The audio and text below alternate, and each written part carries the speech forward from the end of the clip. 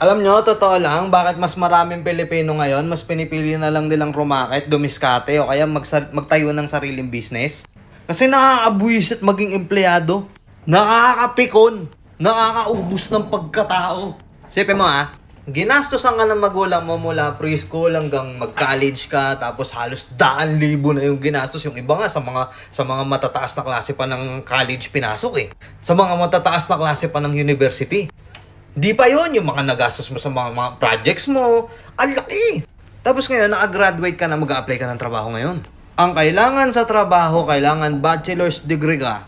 Tapos putang ina, sahod mo 350 pesos. 350 pisong putang ina. Anyway, syempre, kailangan mo ng trabaho, kailangan mo ng experience. Pasok ka ngayon. Papasok ka ng late kaltas. Undertime ka kaltas. Tapos mag-OT ka. Thank you. Wala man lang welcome.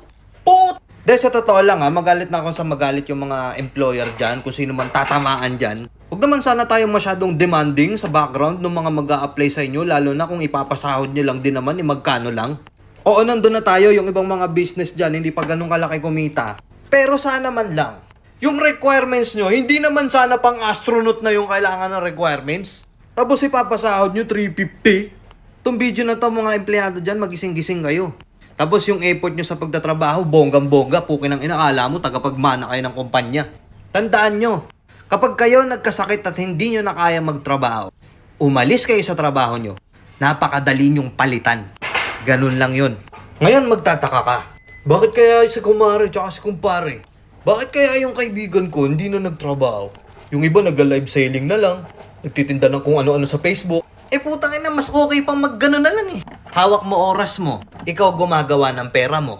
Pag may emergency ka, hindi mo kailangan magmakaawa sa kung sino mang Poncio Pilatong manager dyan. O kung sino mang bisor dyan. Napahirapan pa bago ka payagan. Na humingi ng isang buong araw na pahinga. Galit pa sila sa'yo niyan.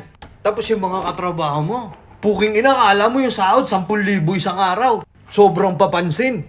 Galit sa'yo pag wala ka, tapos pag nandiyan ka, galit pa din. Putang ina. Para tuloy nangyayari dun sa trabaho, hindi na pagalingan Pasip-sipan Okay, alam ko marami magagalit dito sa content ko na to.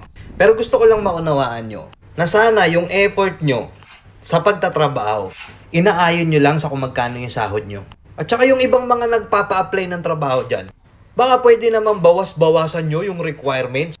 Sobrang taas ng hinihingi yung requirements, di bali sana kung dyan sa trabaho na yun, matutupad nila lahat ng mga pangarap nila sa buhay. Real talk, hindi naman. Pang-survive nga lang yan minsan nga kulang pa. Di ba? Yun lang.